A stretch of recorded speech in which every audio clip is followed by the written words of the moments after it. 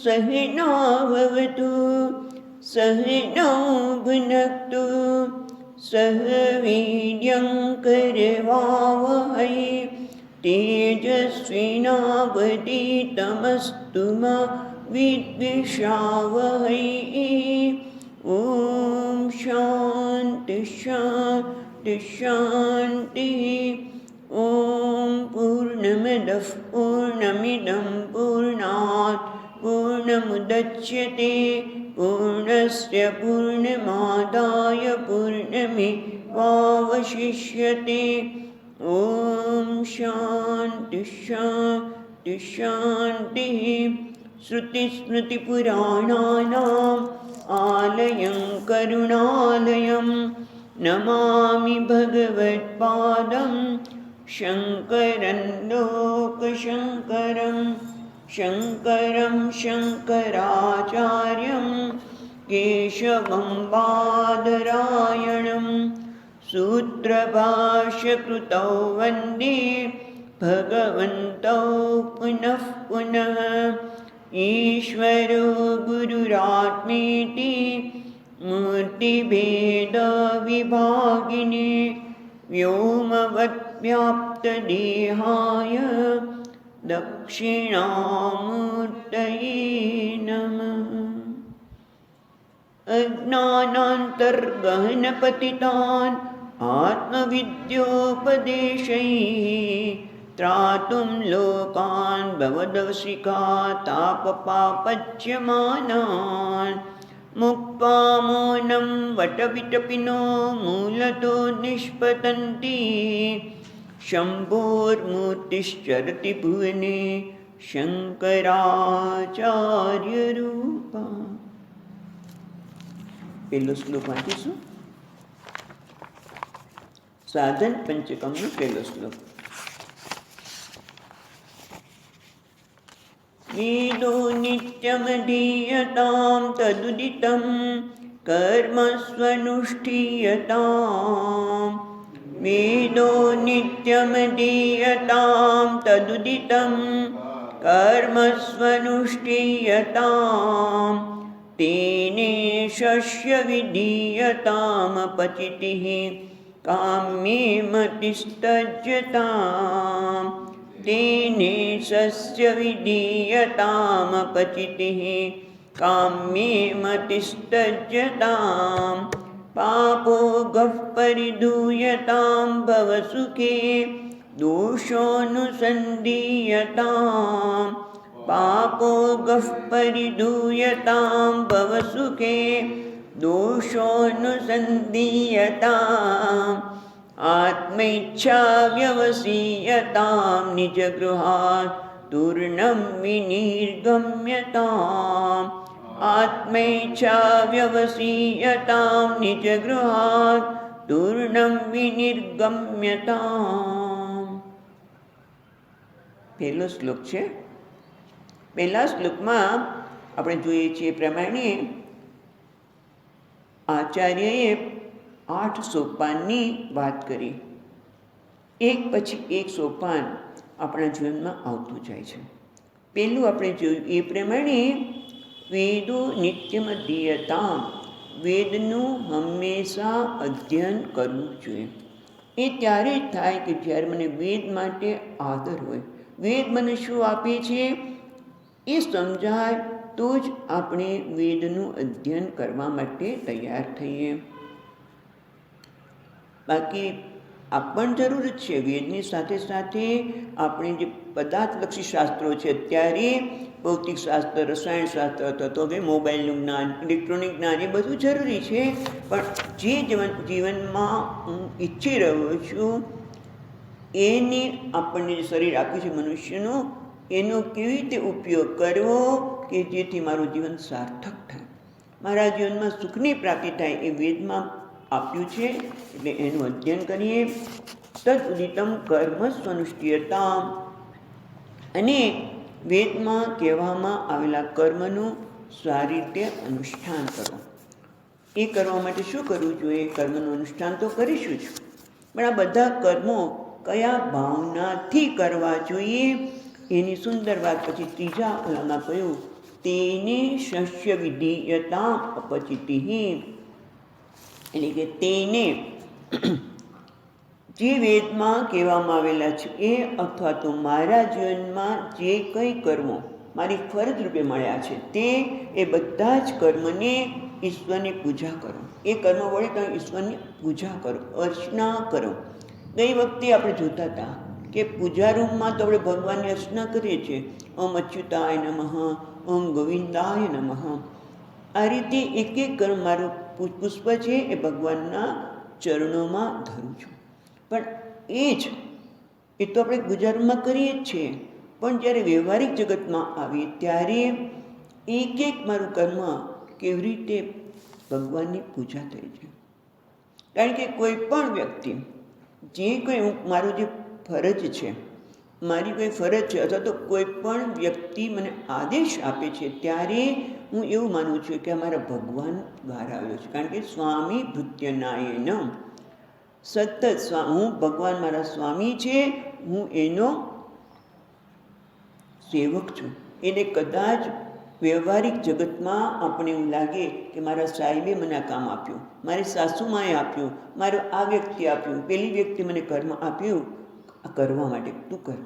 પણ ત્યારે આપણને ખબર પડે કે ના, આ તો પરમાત્મા જે સર્વના અંતરમાં રહેલો છે એ પરમાત્મા જ આ દ્વારા, એ સાસુ હોય, સાહેબ હોય કે કોઈ પણ વ્યક્તિ હોય, એના દ્વારા એ જ મને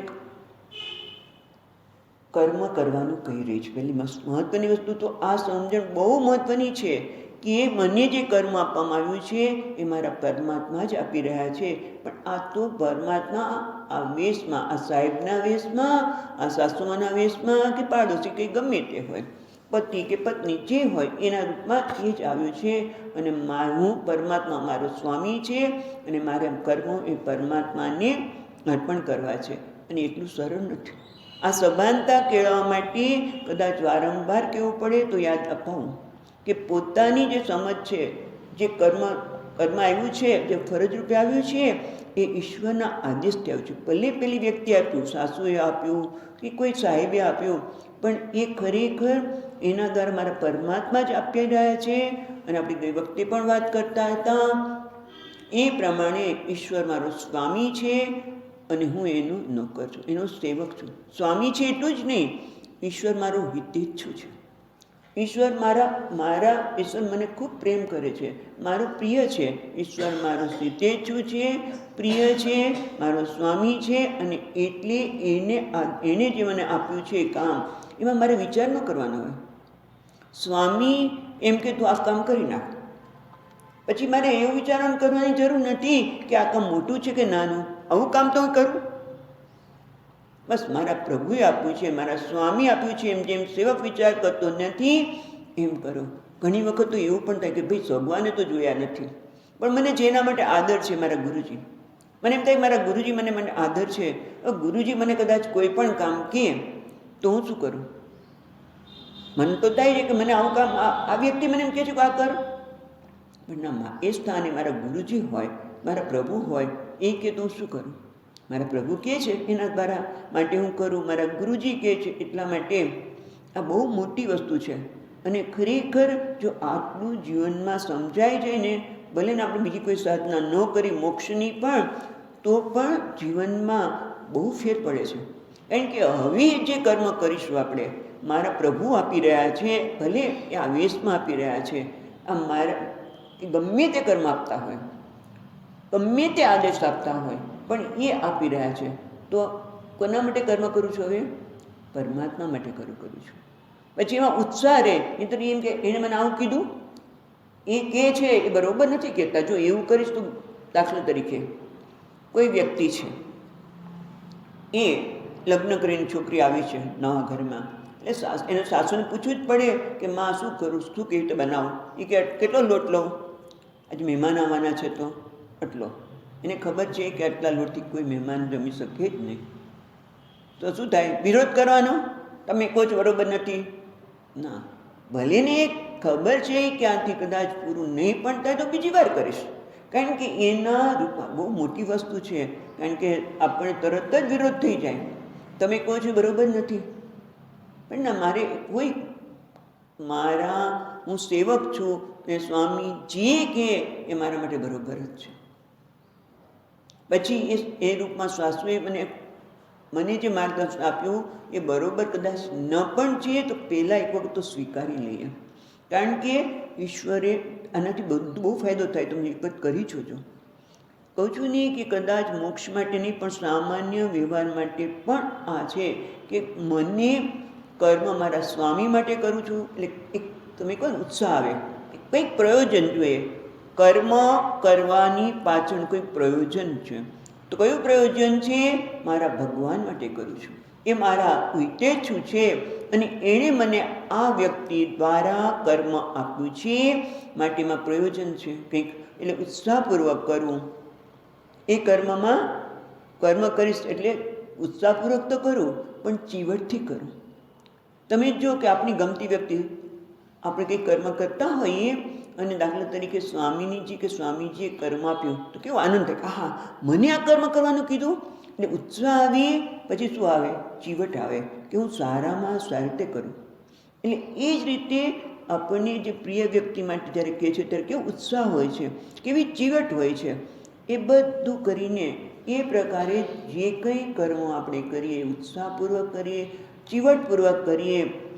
પછી કોઈ પણ વ્યક્તિઓ જીવનમાં આપણને કોઈ પણ વ્યક્તિ પાસેથી આદેશ આવે છે, પણ એ કોણ આપી રહ્યું છે? ઈશ્વર જ આ વ્યક્તિ દ્વારા પ્રગટ થઈ રહેલો છે. એવી એક દ્રષ્ટિ સાથે, એવી એક ભાવના સાથે આપણે કરીએ.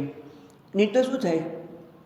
જો આપણે આ સમજણ ન હોય કે ઈશ્વર જ આ વ્યક્તિ અને માધ્યમ બનાવીને મને કર્મ કરવાની પ્રેરણા આપે છે, નહીંતર પછી શું થાય કે આ વ્યક્તિ જો આપણે ઈશ્વરને નહીં સ્વીકારીએ તો પછી મારી પોતાના ગમા અને અણગમાને સ્વીકારીશું તો પછી શું થાય? પછી કંટાળો આવે, કારણ કે મને ન ગમતું કર્મ કે તારે કરવાનું છે તો એમ થાય હું શું કામ કરું, અથવા તો હું આના માટે શું કામ કરું? એ તો મને કંઈ કર્મમાં મદદ થતી નથી કે થતો નથી, અને આજે મારે એના માટે કર્મ કરવાનું, એ મારી પાસે ચાલાકીથી કર્મ કરાવી રહ્યો છે. કેટલા બધા વિચાર આવશે, તમે વિચારો. જ્યારે હું ઈશ્વરને નહીં લાવું અને વ્યક્તિગત ગમા અણગમા દ્વારા જ્યારે હું કર્મ કરું ત્યારે કર્મમાં કંટાળો જ આવશે, બેઠ આવશે, કારણ કે મને નથી ગમતું કર્મ કરવાનું કહે છે. અને એ વ્યક્તિ પોતે કશું મારા માટે કરતી નથી, પણ મારી પાસે બધું કર્મ કરાવી રહી છે. હું શેના માટે કરું? એટલે કાં તો એને કર્મને ટાળીએ, કંઈક કરીને ટાળીએ, અથવા તો કરવું જ પડે એવું હોય તો આપણે ગમે તેમ કરીને ઉડજુડ, એ શબ્દ બરાબર, ઉડજુડ બરોબર ન થાય એ તો ગમે તેમ કરીને કર્મ કરીએ એટલે કંટાળો આવે. પણ જ્યારે મને કારણ તો સામાન્ય વ્યક્તિ કહે ત્યારે આ થવાનું, કારણ કે મહાન પ્રયોજન એ કરવા પાછળ જે વ્યક્તિ મને ગમતી નથી, અણગમો છે, એના માટે કર્મ કરવાનું આવે. તેમાં શું પ્રયોજન સિદ્ધ થવાનું છે? જ્યાં પ્રયોજન સિદ્ધ થવાનું નથી એટલે શું આવે? કંટાળો આવે. ક્યાંય લાભ ન દેખાતો હોય તો કંટાળો જવાનો, અને પછી આપણે ગમે તે રીતે કરશું. પણ સમજીએ કે મને જે કંઈ પરિસ્થિતિ આપી છે, જે કંઈ વ્યક્તિ માટે કર્મ કરવાનું છે, એ કર્મ મારા પરમાત્મા માટે કરું છું તો શું થાય? કર્મમાંથી જ આનંદ આવે. નહીં તો કર્મમાંથી આનંદ ન લઈએ અને આપણે કહીએ કે આ કરવાથી મને શું લાભ થશે, એટલે કર્મફળ એના ઉપર જ્યારે મૂકીએ છીએ આપણો આનંદ, ત્યારે ખરેખર આપણે કર્મમાંથી મળતા આનંદથી પણ વંચિત રહીએ છીએ. અને એટલા માટે તેને સસ્ય વિધીયતામ, તારા દરેક કર્મ એ ઈશ્વરની આરાધના ભજે. અને આ રીતે કરવાથી શું થાય? જ્યારે જીવનમાં ઈશ્વરની આરાધના દ્વારા કર્મ થતું હોય તો પછી શું થાય? કામ્ય મતિ ત્યજ્યતા, તો પછી તરત જ એના પરિણામે આપણા મનમાંથી કામ્ય મતિ ત્યજ્યતા, કામ્ય કર્મમાંથી મનને હટાવી લે, કામ્ય કર્મનો ત્યાગ કર. એ પણ આપણે જોયું હતું, પણ છતાં થોડુંક વિશ્વાસથી જોઈએ તો કામ્ય કર્મ એટલે શું? પહેલાં તો જે કર્મથી મને કંઈક વળતર પ્રાપ્ત થાય એ પ્રકારની ઈચ્છાથી જે કર્મ કરવામાં આવે એને કહીશું કામ્ય કર્મ. કામ્ય એટલે ઈચ્છાથી પ્રેરાઈને કરવામાં આવેલું કર્મ. અને અહીંયા આચાર્ય કહે છે કામ્ય મતિ ત્યજ્યતા, એટલે કામ્ય કર્મમાંથી તારી મતિ એટલે કે દ્રષ્ટિને તું હટાવી લે. તો એ કામ્ય કર્મ એટલે મનને આમાંથી શું વળતર મળશે? એ કેમ ઈચ્છા થાય છે મને આમાંથી વળતર મળે, મને કંઈ શું લાભ થશે, એવી જે ઈચ્છાથી પ્રેરાઈને કર્મ કરીએ છીએ એને કહે છે કામ્ય કર્મ. પણ આવી ઈચ્છા જાગૃત થવાનું કારણ શું છે?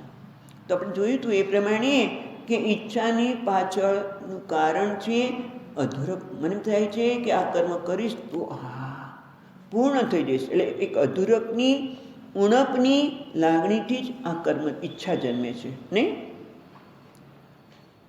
અને એ પણ ખબર છે, આપણે કંઈક વચ્ચે વિસ્તાર કર્યો હતો કે મારને આ અધૂરપ કે ઉણપ છે એ આ વસ્તુની પ્રાપ્તિ કરવાથી થશે, અથવા તો આ વિષયને પ્રાપ્ત કરીશ તો મને સુખ મળશે અને હું દુઃખમાંથી નિવૃત્ત થઈશ, હું અધૂરપમાંથી નિવૃત્ત થઈશ, મને મારું કંઈક કહે ને વાહવા બોલાશે. એટલે આમ જ્યારે આપણે આવું વિચારીએ છીએ ત્યારે કામ્ય કર્મને લીધે હું સતત છે વિચાર કરું છું કે આ જગતના પદાર્થો મને સુખ આપશે, આ જગતને વસ્તુને પ્રાપ્ત કરીશ કે કોઈ મને સ્વીકાર કરશે તો હું બરોબર છું. એટલે મારું મન સતત ક્યાં રહેશે? બહિર્મુખ છું. અને બહિર્મુખ રહે એટલે શું થાય? એમાં શું વાંધો છે? જગતના પદાર્થોનું ચિંતન કરું, એમાંથી મને સુખ મળશે એમાં વિચાર કરું, તેમાં વાંધો શું છે તમને? હે, તમે કેમ એવું કહો છો બહિર્મુખ બહિર્મુખ કહો છો? એક કે બહિર્મુખ થવાને મન બહિર્મુખ જ્યારે થાય, કામ્ય કર્મ કરવાની ઈચ્છા થાય એટલે મન બહિર્મુખ થાય. બહિર્મુખ થાય તો ખરેખર જે બહુ મહત્વની વસ્તુ છે શું છે? આત્મા. મન આત્મનિષ્ઠ બની શકતું નથી. અને આત્મનિષ્ઠ બનવું એટલે કે મારું પોતાનું, મારી પોતાની મહાનતા, મારું પોતાનું સૌંદર્ય, મારે પોતાનું જ જે સુખ છે, હું સુખ સ્વરૂપ છું, એનાથી વંચિત રહી જાય. ખ્યાલ આવ્યો? કામ્ય મતિ ત્યજ્યતા એવું આચાર્ય કેમ કહે છે? તો એ કારણ એ છે કે જ્યારે હું આ પ્રકારની સમજણથી કર્મ કરું છું કે હું આ વસ્તુની પ્રાપ્તિ કરીશ તો મારી અધૂરપ દૂર થશે, ઉણપ દૂર થશે, અથવા તો મને એનાથી સુખ પ્રાપ્ત થશે. એ જે પ્રકારની ઈચ્છા છે એટલે મારું મન હંમેશા બહારના વિશ્વની પ્રાપ્તિમાં જ અટવાયેલું રહે અને એના લીધે મારું પોતાનું જે વાસ્તવિક સ્વરૂપ છે એનાથી વંચિત રહી જાઉં છું. અને બીજું પણ કારણ છે કે કામ્ય કર્મ કરીએ, આપણી ઈચ્છાની પૂર્તિ માટે કર્મ કરીએ તો કાં તો ધર્મ પ્રમાણે થશે, ક્યારેક અધર્મ પણ આવી જાય. ધર્મ અને અધર્મ. અને ધર્મ કર્મ કરીએ તો પુણ્ય પ્રાપ્તિ થાય, અધર્મ કરીએ તો પાપ. અને પાપ અને પુણ્ય સતત ચાલતા જ રહેશે. અને છેક સુધી આ શરીર છૂટશે ત્યારે પણ પાછા એક જે પુણ્ય અને પાપ કર્મ કર્યા છે એ પ્રમાણે નવી નવી યોનિ મળે. બહુ પુણ્ય કર્મ કર્યા હશે તો ઊંચી અને દેવ યોનિ મળે. બહુ ખોટા કર્મ કર્યા હોય, કારણ કે કામ્ય કર્મની પૂર્તિ માટે આડેધડ મારી ઈચ્છાની પૂર્તિ થવી જ જોઈએ અને એના માટે કેટલા બધા અધર્મનું આચરણ કર્યું હોય તો પાપ યોનિમાં. હમણાં જ એક પાપ યોનિની વાત કરી, એક નાનકડી વાત થાય, હમણાં વાંચી હતી જરા કહું કે રામાયણમાં એવું આવે છે કે રામજી પાસે એક કૂતરો ગયો ફરિયાદ કરવા કે આ પૂજારી મને ખૂબ માર્યો, આજે મેં જરાક મારું મેં એને કંઈક નૈવેદ્ય ધરાવ્યું હતું ભગવાનને, એમાં મારું મોઢું અડી ગયું, એમાં તે મને કેટલો માર્યો, એટલો બધો માર્યો, એને કંઈક ન્યાય કરો. તો કે હું શું ન્યાય કરું, તું જ કે. તો કે એને અત્યારે સામાન્ય પૂજારી છે એને મોટો પૂજારી બનાવ્યો, આખા હેડ મંદિરના મોટા પૂજારી બનાવ્યો. કે એવું કેમ? આ કયા પ્રકારનો ન્યાય? તો કે મહારાજ હું પૂર્વજન્મમાં એ જ હતો અને મોટી સ્થાન ઉપર પહોંચ્યો એટલે મેં કેટલાય લોકોને ખખડાવ્યા હશે, કેટલાયને દુઃખ પહોંચાડ્યું હશે, એટલે અત્યારે આ યોનિમાં આવ્યો છું. એટલે કહેવાનું શું છે કે ક્યારેક આપણે અધર્મ પણ એટલું બધું આચરી લઈએ, આપણે થાય કે હું પુણ્ય કર્મ કરું છું પણ એમાંય કંઈક અધર્મ આવી શકે અને એટલા માટે પાછા નીચી યોનિમાં જવું પડે અથવા તો મનુષ્ય યોનિમાં. અને આપણી મહાત્માઓ વારંવાર કહે છે કે મનુષ્ય યોનિ ઝડપથી મળતી નથી. બહુ બહુ બધા જન્મમાંથી કેટલી બધી યોનિમાંથી પસાર થઈ ત્યારે મનુષ્ય યોનિ મળે, અને એ યોનિમાં પણ જો આ કામ્ય કર્મ જ કર્યા કરીશું તો પછી પુનરપી જન્મ પુનરપી મરણમ, તો પછી આપણે મનુષ્ય જન્મ જે મળ્યો છે એ મનુષ્ય જન્મ તો આત્મજ્ઞાન પ્રાપ્ત કરવા માટે, પોતાના સ્વરૂપને ઓળખવા માટે મળ્યો, એ તો જતો રહ્યો. એટલા માટે બે પ્રકારના ગેરલાભ થાય છે. કામ્યે મતિસ્ત્યજ્યતા, એક તો મનને બહિર્મુખ રાખે છે, અને બીજું ફરીને ફરી નવા ને નવા જન્મ લેવા પડે છે. એટલા માટે કામ્ય કર્મને ત્યાગ કરવા એટલે કે મારા દરેક કર્મ ઈશ્વરની આરાધના બની જાય, મારા દરેક કર્મ ઈશ્વરની આરાધના બની જાય, તો જ કામ્યમાંથી મુક્તિ ગણી શકે. પછી કામનાને લીધે જ્યારે ધીમે ધીમે આપણે ઈશ્વરને અર્પણ કરતા જઈએ, મનમાં કામ્યમતીનો ત્યાગ થાય ત્યારે શું થાય છે? પાપો ઘપ પરિધુયતામ, પાપના સમૂહને સારી રીતે ધોઈ નાખવું. અને એ વખતે આપણે જોયું હતું એ પ્રમાણે પાપ એટલે શું? પાપ એટલે ભોગ બુદ્ધિ. પાપો ઘપ પરિધુયતામ એટલે ભોગ બુદ્ધિનો ત્યાગ. પાપ એટલે જે કર્મથી કર્મના પરિણામે મનમાં દુઃખની, વિષાદની કે અપરાધની લાગણી જન્મે તો એ પાપનું પરિણામ છે. આપણે પાપ એટલે શું જોયું નથી. પાપ અને પુણ્ય બંને સૂક્ષ્મ છે, પણ એ પરિણામ પરથી આપણે કહી શકીએ કે જ્યારે કોઈ કર્મના પરિણામે મનમાં દુઃખની લાગણી જન્મે, વિષાદની લાગણી જન્મે, ઘવાયાની લાગણી જન્મે, તો એ બધું અંદર આવી જાય. એ કેના કારણે છે? કે એ પાપના કારણે છે. એટલે મારા કર્મમાં ક્યાંય અવરોધ આવે. આપણે જો ઘણી વખત એમ કે આ નોકરી મળતી જ નથી, એટલી મુશ્કેલી પડે છે, અને કેટલી તમે જુઓ આ વ્યવહારિક જગતમાં આપણે જોઈએ છીએ કે કેટલાય લોકોને આટલી મુશ્કેલીમાં સરળતાથી નોકરી મળી જાય, અને આપણે કેટલી મહેનત કરીએ તોય નથી મળતું. કેમ? કંઈક અવરોધ છે. કેમ અવરોધ છે? કંઈક મેં ખોટા કર્મ કર્યા છે.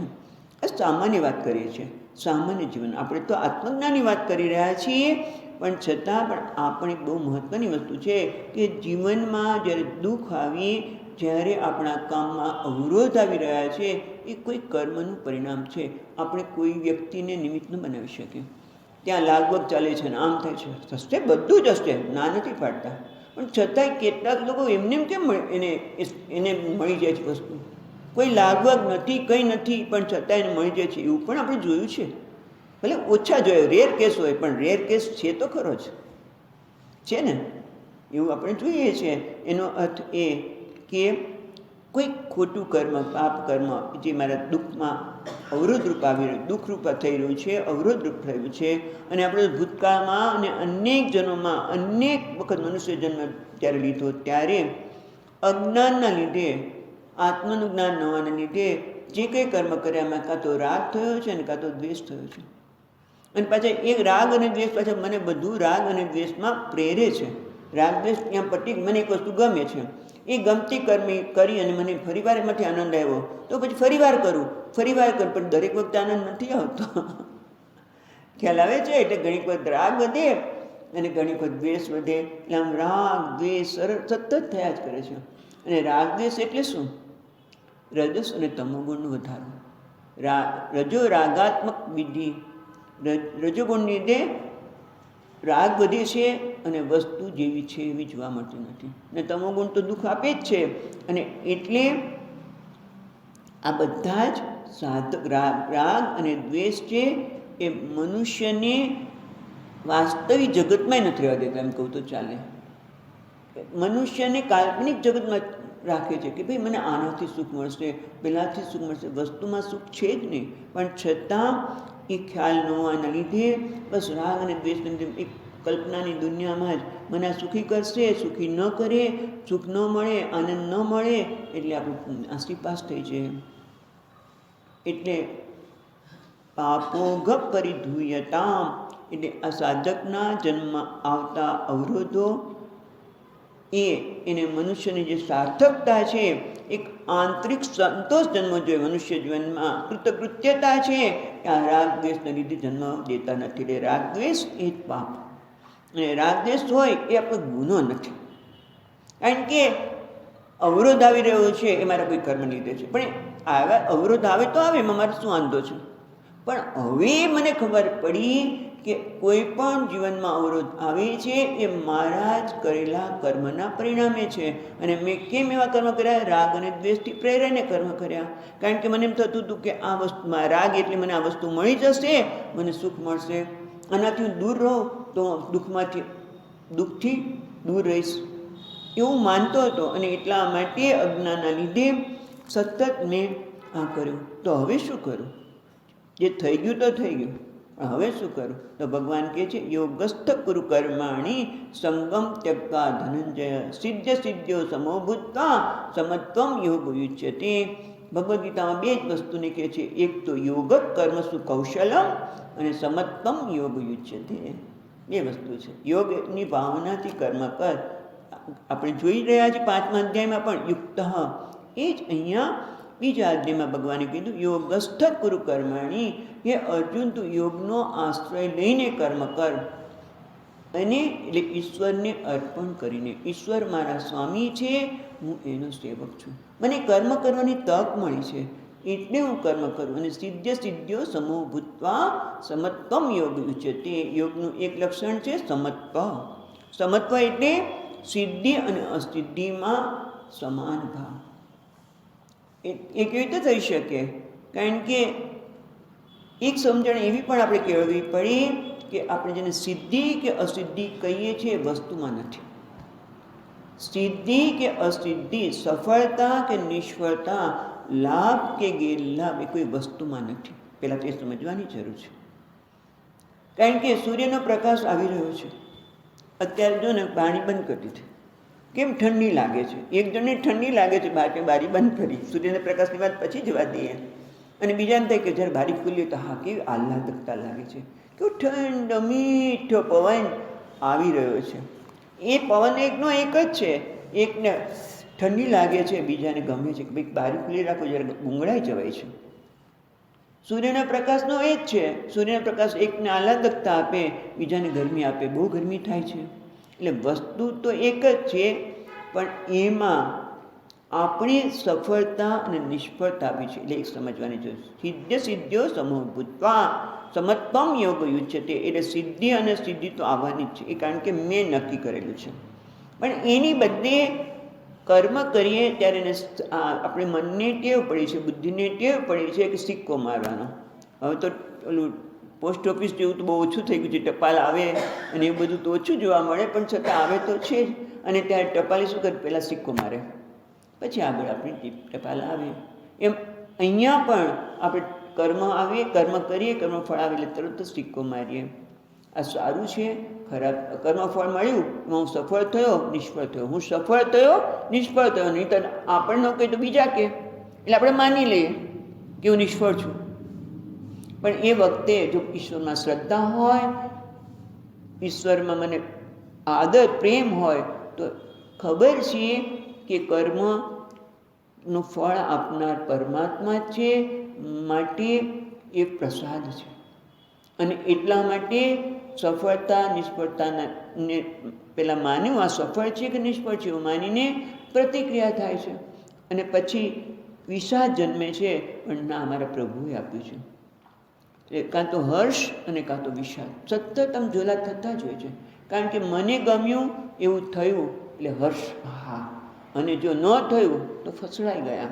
પણ જ્યારે હું માનું કે આ કર્મનું ફળ આપનાર પરમાત્મા છે, તો પછી એ મારા માટે હર્ષ પણ નહીં જન્માવે અને દ્વેષ, આપણે કહીએ ને વિષાદ પણ નહીં જન્માવે. એટલે યોગસ્થ કુરુ કર્માણી સમત્વમ યોગ ઉચ્યતે. સમત્વ એટલે પ્રસાદ બુદ્ધિથી.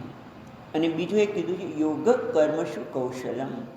યોગ એટલે જ કર્મમાં કુશળતા. કર્મમાં કુશળતા કોને કહીશું? ત્યાં શંકરાચાર્ય મહારાજ સમજાવે છે. એટલે કુશળતા એટલે શું? એક વ્યક્તિ ખિસ્સા કાતરો હતી, અને ખિસ્સા કાતરો એટલે તમને ખબર છે, તમારી સાથે જ વાતો કરતાં કરતાં ક્યારે તમારા ખિસ્સામાં પૈસા કાપી નાખે ખીચું. પહેલાં તો ખિસ્સામાં પૈસા રાખતા કે પર્સમાં, જે કંઈ કહો, પણ સહજતાથી તમને ખબર પણ ન પડી એ રીતે તમારા પૈસા લઈ જાય. એને કુશળ કહેવાય ને. કારણ કે એના માટે એક જોક્સ યાદ આવે છે કે આવું કોઈને ખિસ્સું કપાઈ ગયું, એટલે એ પણ જેનું ખિસ્સું કપાઈ ગયું એ પણ ચોર જ હતો. એટલે ઓલી બેનને કહે છે કે આપણે બે લગ્ન કરી લઈએ. તે લગ્ન નથી કહેતો કે ના, પછી બંને લગ્ન કરી લીધા. એનો છોકરો આવ્યો, એને બાળક થયું, અને બાળક જન્મતાની સાથે જ પેલા નર્સ એને નવડાવવા લઈ ગઈ ને ત્યાં કહે છે એના હાથની સોનાની વીંટી જતી. તે તો કેટલો કુશળ કહેવાય. આ બે તો મોટા થયા પછી મા બાપ કરતા છોકરો કુશળ નીકળ્યો. ના, એની કુશળતા નથી કહેતા. યોગ કર્મશુ કૌશલમ એટલે તું કુશળતા એટલે તને જે કર્મ મળ્યું છે એ એવી રીતે કર કે જેથી એ કર્મ તારા માટે બંધનરૂપ ન થાય. ત્યાં શંકરાચાર્ય મહારાજ કુશળતાનો અર્થ એ કરે છે કે જે કર્મ તારા માટે બંધન બનાવનાર હતું, હર્ષ અને વિષાદ જમનાવાળું હતું, જે તારા મનમાં અશાંતિ વિષાદ જણાવતું હતું, એ કર્મ તું એવી રીતે કર કે જેથી વિષાદ કે અશાંતિ ન જન્મે. તું કર્મ ચીવટપૂર્વક કર, પ્રેમ ઉત્સાહપૂર્વક કર, પણ એ કેવી રીતે કર? મૂલ્યોને આધારે કર, અને જે કર્મનું ફળ આવે છે એ મારા માટે પ્રસાદ છે, તો જ આપણે આ પાપને ધોઈ શકીએ. પાપો ગ પરિધુયતામ, પાપના સમૂહને ધોઈ નાખેલે. રાગ અને દ્વેષને ધોવા માટે એક જ ડિટર્જન્ટ છે. મેલને માટે તો કેટલાય ડિટર્જન્ટ આવે, કેટલી બધી એડવર્ટાઇઝ આવશે, પણ આના માટે એક જ છે. રાગ અને દ્વેષ રૂપી પાપને અથવા તો મેલને ધોવા માટે એક જ છે યોગસ્થ ગુરુ કર્મણ. કર્મયોગ દ્વારા જ આ પાપના સમૂહને ધોઈ શકાય. પછી શું કરવાનું? જ્યારે આ રીતે પછી શું આવે છે? ભવ સુખે, એ છે ને, ભવ સુખે દોષોનુસંધિયતા.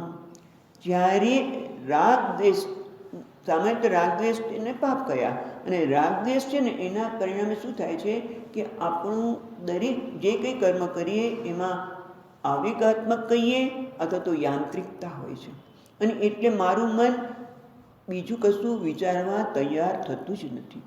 મન વિચાર જ ન કરે. જે કંઈ કર્મ આવે પેલું સિક્કો માર્યો, આ સારું છે ખરાબ છે, રાગ અને દ્વેષના પરિણામે સારું છે ખરાબ છે, અને પછી એ પ્રકારે કર્મ કર્યા કરીને આવેગાત્મક કર્મ જ થતા હોય છે. એટલે બીજા ઉપર સતત આપણે આવું જ કર્યા કરીએ, કોઈ અભિપ્રાય વગર આપણે કર્મ કરી શકીએ નહીં, અને કાં તો કર્મ કરીએ અથવા તો ટાળવાની ઈચ્છા થાય, એટલે મન એમાં ને એમાં જ અટવાયેલું રહે છે. ત્યારે આચાર્ય હવે કહે છે કે કર્મયોગ ભાવનાથી પાપના સમૂહને ધોવાથી મન જ્યારે શાંત થયું છે, ત્યારે હવે શું કર? ભવ સુખે દોષોનુસંધિયતા. ભવ સુખે એટલે ભવ જગત, જગતના વિષયી પદાર્થમાં, એટલે કે ભવ એટલે સંસાર, સંસારનો બીજો અર્થ થાય જગતના પદાર્થ, એટલે વિષયી પદાર્થમાં ભોગ એ દુઃખદાયક છે. ભોગ એ દુઃખદાયક છે, એનું સતત અનુસંધાન કરો. અનુસંધ્યતા એટલે એમાં રહેલી મર્યાદાનું, એના દોષનું અનુસંધાન કરો. તો ભવ સુખે, ભવ સુખ, ભવમાં જણાતા સુખ, પણ ભવ એટલે શું એ સ્વભાવને સમજવાની જરૂર છે. ભવ એટલે શું? તો પહેલાં એ પણ જાણી લઈએ કે મનુષ્યની બે પ્રકારની જરૂરિયાત છે. એક છે આધ્યાત્મિક જરૂરિયાત અને બીજી છે ભૌતિક જરૂરિયાત. ભૌતિક જે પ્રકૃતિ, ભૌતિક જરૂરિયાત છે એ આ જગતના પદાર્થો જે પ્રકૃતિના બનેલા છે એ જરૂર તારી એ જરૂરિયાતને પૂરી કરશે, એ પણ સમજવાની જરૂર છે. પછી આ ભવ સુખે દોષોનુસંધ્યતા એટલે એક પ્રકારનો વૈરાગ જ થયો, વૈરાગની વાત કરે છે. પણ એટલે આપણે એનો તિરસ્કાર નથી કરતા. ભૌતિક જરૂરિયાતની માટે આ જગતના પદાર્થો છે, અને એ જરૂરિયાત મારા જગતના પદાર્થો મારી ભૌતિક જરૂરિયાતને પૂરી કરશે. પણ આપણી બીજી જરૂરિયાત પણ છે કે એ જગતના પદાર્થોની જરૂરિયાતની પાછળ આપણી બીજી કઈ જરૂરિયાત છે? સુખની જરૂરિયાત. મને સુખ જોઈએ છે. આનંદ જોઈએ છે અને એ કેવા પ્રકારનું સુખ જોઈએ છે એ પણ વિચાર કરીએ તો જ આ પ્રકારનો આગળ વિચાર થઈ શકે. મને જે સુખ જોઈએ છે કે આનંદ જોઈએ છે એ કેવું છે? નિત્ય જોઈએ છે, આવવાને જવાવાળું નથી જોતું. હંમેશા હું સુખી રહું એ મને ગમે. ભલે નથી રહી શકતા, ભલે મને આનંદ હંમેશા નથી મળતો, પણ ઈચ્છા તો આ જ છે કે મને હંમેશા આનંદ મળે. એટલે એક આનંદ મળ્યો એમ લાગે કે હવે જતો રહેશે તે બીજું તૈયાર કરી જ દે. પણ એ વચ્ચેના ગેપમાં શું થાય છે? એ સતત આપણે આનંદ જોઈએ છે, એના માટે જ કર્મ થાય છે. પણ એ બધા આનંદની પાછળ આપણે નિત્ય આનંદ જોઈએ છે, નિત્ય સુખ જોઈએ છે, જેમાં કોઈ પ્રકારની મર્યાદા ન હોય. દેશની મર્યાદા ન હોય, કાળની મર્યાદા ન હોય અને વસ્તુની મર્યાદા ન હોય, એવું સુખ જોઈએ છે. નિત્ય સુખમાં મને રસ છે. આ પ્રકારનો વિચાર ક્યારે કરી શકીએ? પહેલાં તો મને ખબર પડી જોઈએ કે મારે નિત્ય સુખ જોઈએ છે. અને જગતના પદાર્થો છે એ હંમેશા રહેવાવાળા નથી પહેલાં, એટલે કે અનિત્ય છે. અને એ અનિત્ય વસ્તુની પ્રાપ્તિ હું કર્મ દ્વારા કરું છું. એ કર્મ પણ અમુક સમયમાં થાય છે, પછી એ કર્મ પૂરું થઈ જાય છે. બરાબર? ખાવાનું કર્મ હોય તો ક્યાં સુધી ખાશો તમે? Eternal dinner. સ્વામીજી મહારાજ કહે તમે સ્વર્ગમાં જાઓ ઇટરનલ ડિનર, પણ ઇટરનલ ડિનર એટલે શું?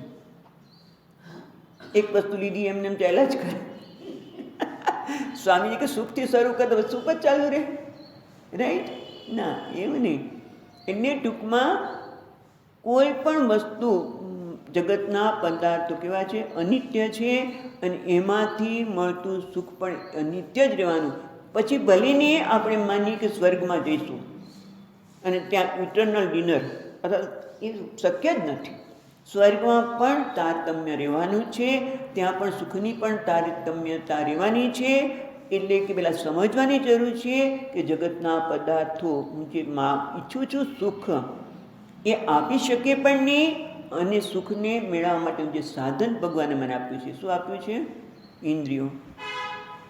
ઇન્દ્રિયો, મન, બુદ્ધિ, રાઈટ? એના દ્વારા જ આપણે સુખની પ્રાપ્તિ કરવા માટે પ્રયત્ન કરીએ છીએ. તો ઇન્દ્રિયોમાં પણ મર્યાદા છે. જો ઇન્દ્રિય, જે સુખ મારે નિત્ય જોઈએ છે, અમર્યાદિત જોઈએ છે, પણ જે સાધન દ્વારા હું પ્રાપ્ત કરવા માગું છું એમાં પણ મર્યાદા છે. ઇન્દ્રિયો, આંખ છે એ કેટલું જોઈ શકે? આપણી કંઈ આંખ ગરુડની ને એના જેવી આંખ તો છે ને, ગીધની જેવી આંખ નથી. એટલે આંખની મર્યાદા, કાનની મર્યાદા, પાછા અમુક સમય જાય એટલે પાછા ઇન્દ્રિયોમાં જે આપણે શક્તિ હોય એની શક્તિ પણ ક્ષીણ થતી જાય છે. મનમાં પણ કેટલું વિચારો, સર્વજ્ઞ તો છે જ નહીં.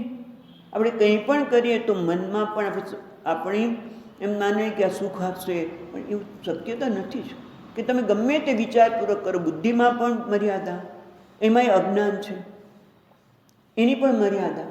તમે સર્વજ્ઞ તો છો જ નહીં. ગમે તેટલું સારામાં સારું કર્મ કરો પણ કંઈક ને કંઈક દોષ રહેવાનો, અને એ લીધે નિત્ય સુખની પ્રાપ્તિ થાય નહીં. અને એટલા માટે જ ત્યાં મુંડક ઉપનિષદમાં કહે છે, પરીક્ષ લોકાન કર્મચિત્તાન બ્રાહ્મણો નિર્વેદમ આયાત નાસ્તિ અકૃતક કૃતેન. મહત્વનું છે નાસ્તિ અકૃતક કૃતેન. પરીક્ષ લોકાન કર્મચિત્તાન. આ કર્મ દ્વારા તને જે સુખ મળે છે એની બરોબર પરીક્ષા કર. ખાલી થોડું આમ અત્યારે સુખ મળ્યું એટલે હા સુખ, આ સુખનું સાધન છે એવું તું માને છે, પણ એની પરીક્ષા કર તો તને ખબર પડશે કે નાસ્તિ અકૃતક કૃતેન. મને અકૃત એટલે કે જે કર્મ દ્વારા મળે છે એમાં રસ નથી. કેમ નથી રસ?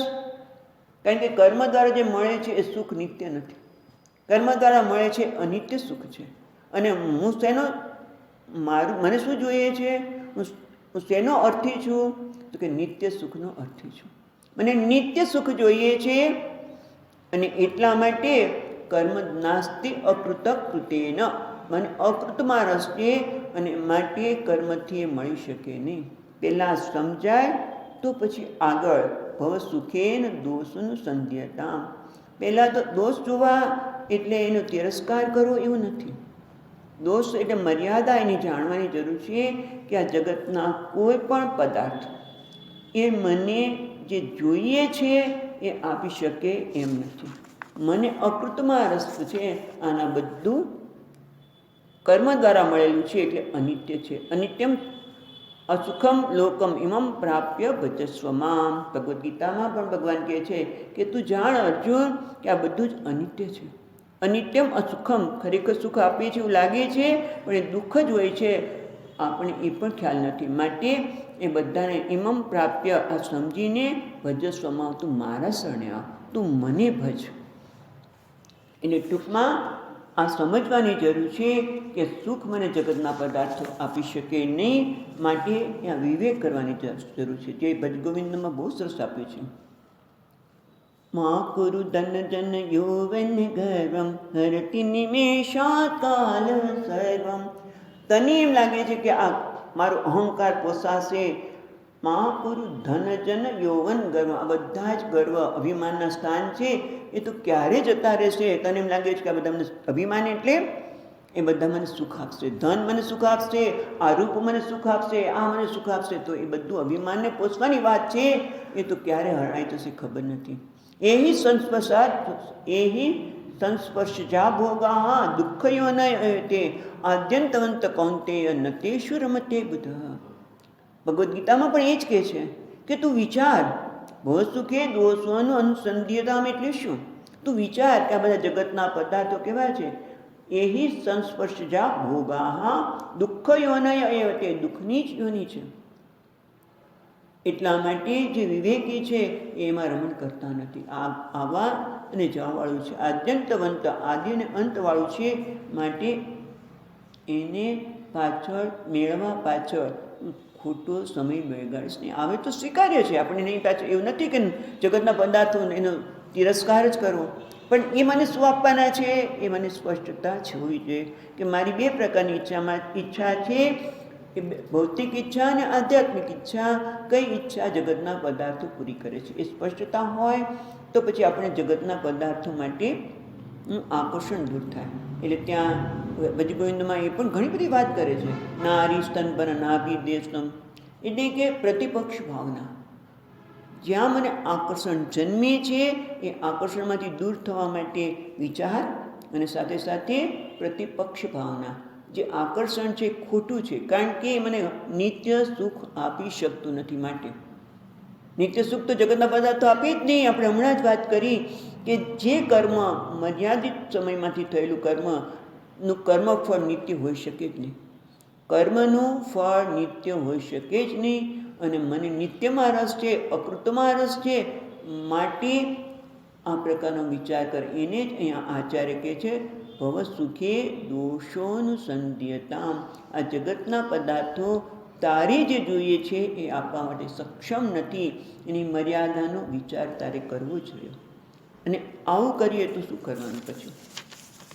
આ પ્રકારનું કર્યા પછી આચાર્ય કહે છે કે જ્યારે મને આ અનિત્ય પદાર્થો માટે વૈરાગ્ય જન્મે, બરાબર, તો પછી આત્માની જિજ્ઞાસા અથવા તો બ્રહ્મ જિજ્ઞાસા કર્તવ્યા. ત્યાં બ્રહ્મસૂત્રમાં પણ કહે છે અથવા તો બ્રહ્મ જિજ્ઞાસા, એટલે હવે બ્રહ્મની જિજ્ઞાસા કરવી જોઈએ. એને જ અહીંયા આચાર્ય સાતમું જો કહે છે. શું કહે છે હવે પછી આવે છે આત્મેચ્છા વ્યવસીયતા. એટલે આત્મેચ્છા, આત્માની ઈચ્છા, વ્યવસીયતા, વ્યવસાય કરો. આત્માની ઈચ્છાનો વ્યવસાય એટલે દ્રઢ નિર્ણય કરો કે આત્માની ઈચ્છાનો દ્રઢ નિર્ણય કરો. એટલે ખરેખર આત્માની ઈચ્છા એટલે આત્માને જાણવાની ઈચ્છાનો દ્રઢ નિર્ણય કરો. એ ક્યારે થાય? પાછું આગળ વિચાર કરું એ પ્રમાણે જ કરી તો જ થાય કે મને મારી દરેક ઈચ્છાની પાછળ એક જ ઈચ્છા છે, અને નિત્યને પ્રાપ્ત કરવાની. નિત્ય સુખને, નિત્યને પ્રાપ્ત કરવાની ઈચ્છા છે. ત્યારે આ પ્રકારનો વિવેક ન હોય ને ત્યાર પછી આપણે નાની મોટી વસ્તુની ઈચ્છા કર્યા કરીએ. પણ દરેક ઈચ્છાની પાછળ હું ખરેખર આત્માને ઝંખી રહ્યો છું. એ જ સમજણ આવી જોઈએ કે હું દરેક ઈચ્છાની પાછળ આત્માને ઝંખી રહ્યો છું. જો આટલું સમજાય ને તો પણ આપણું જીવન સરળ બની જાય.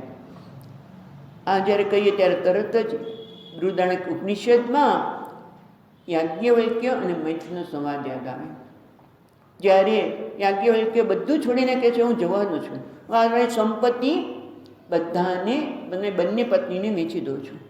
ત્યારે મૈત્રી પૂછે છે કે તમે તો હમણાં કહેતા મારી પ્રિય છું, તો તમને આટલી પ્રિય છું છતાં તમને છોડીને તમે જતા રહો છો?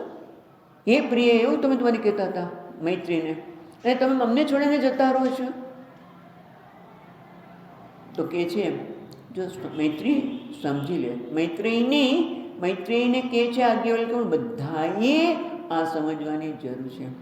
આત્મનસ્તુ કામાય સર્વમ પ્રિયમ ભવતી નતુ વારે પત્યુ કામાય પતિમ પ્રિય ભવતી. એટલે કહે છે કે એક વસ્તુ સમજવાની જરૂર છે. આ જો સમજાઈ જાય ને તો આપણા કેટલી મનને શાંતિ મળી જાય. તો સતત આપણે બીજાના ઉપર દોષારોપણ પણ કરતા હોય છે. આત્મનસ્તુ કામાય સર્વમ પ્રિયમ ભવતી. આ જગતમાં જે કંઈ મને પ્રિય લાગે છે ને એ કોના લીધે લાગે છે? ના મને પત્ની પ્રિય લાગે છે, પતિ પ્રિય લાગે છે, મારા પુત્ર પ્રિય છે. હા, મારા પુત્રનું નામ આવતા તો મારું શેર લોહી ચડી જાય છે, પણ એ શેર લોહી ક્યારે ઉતરી જાય? પુત્રને યાદ કરતા મને આમ શેર લોહી ચડે છે, એટલો આનંદ આવે છે, મને એટલો પ્રિય છે. માટે મને કેમ આનંદ આવે છે? મને પ્રિય છે માટે. એ પ્રિય ક્યાં સુધી છે? જ્યાં સુધી મને એ અનુકૂળ છે ત્યાં સુધી. જ્યાં સુધી એ વ્યક્તિ મને અનુકૂળ છે ત્યાં સુધી હું કહું છું એ પ્રકારે એ કરે છે માટે. એ તો મને પ્રિય નથી, તરત જ પેપરમાં મૂકી દે, તમે એની સાથે વ્યવહાર કરશો નહીં. ક્યાં ગયું પ્રિયત્વ? એટલે આ બહુ સુંદર વાત કરે છે કે ખરેખર પ્રેમ કોને કહેવાય. પણ મોટે ભાગે આપણે પ્રેમની વાત ખરેખર કોને કહેવાય એ હમણાં જોઈશું. એ આત્માનું સ્વરૂપ છે.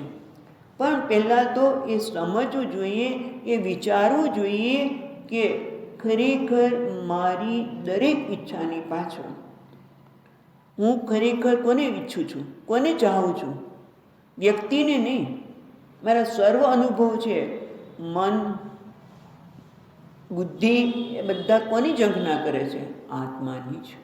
મને જો આત્મા એટલે હું, આત્મા એટલે હું, અને એ આત્મા જ મને સુખ આપી શકે, સંવાદિતા આપી શકે, મને નિત્ય સુખ જે જોઈએ છે આત્મા જ આપી શકે. પણ એ ખબર ન હોવાથી આપણે અનાત્મામાંથી સુખ જોઈએ છે, અને એટલે આપણે માનીએ છીએ કે એ મને આપે છે. પણ ખરેખર આત્મનસ્તુ કામાય સર્વમ પ્રિયમ ભવતી. આ બહુ જ મહત્વનું જો એક સમજાઈ જાય ને તો કેટલી બધી સમસ્યામાંથી મુક્ત થઈ જાય. નહીંતર થાય કે કોઈક વ્યક્તિ કશું કરે એટલે એની સાથે આપણે છેડા ફાડી નાખીએ. કેમ ફાડી નાખ્યા? કારણ કે મને અનુકૂળ નથી. આ વ્યક્તિ તો આમ જ છે, પેલી વ્યક્તિ તો આવી જ છે, બધાને મારી અમુક વસ્તુ ગમે છે, વગેરે વગેરે આપણે વિચાર કરીએ. એટલે આપણે કે મારી વસ્તુ લઈ લેશે, એકલા છેડો ફાડી દો. ખ્યાલ આવ્યો? પણ ખરેખર આપણે બધી જ ઈચ્છાની પાછળ એક જ ઈચ્છા છે, આત્મેચ્છા વ્યવસીયતા.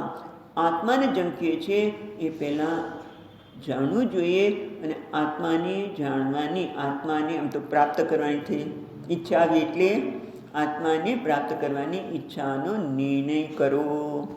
એવું થયું ને? વિશેષ આપણે હવે પછી જોઈશું. ઓમ પૂર્ણમદઃ પૂર્ણમિદં પૂર્ણાત પૂર્ણમુદચ્યતે પૂર્ણસ્ય પૂર્ણમાદાય પૂર્ણમેવાવશિષ્યતે. ઓમ શાંતિ શાંતિ શાંતિ. શંકરં શંકરાચાર્યં કેશવં બાદરાયણં સૂત્રભાષ્યકૃતૌ વંદે ભગવन्तૌ પુનઃ પુનઃ. ઈશ્વરો ગુરુરાત્મેતિ મૂર્તિભેદવિભાગિને વ્યોમવદ્વ્યાપ્તદેહાય દક્ષિણામૂર્તયે નમઃ. ઓમ શાંતિ શાંતિ શાંતિ. હરિ ઓમ. શ્રી ગુરુભ્યો નમઃ. હરિ ઓમ.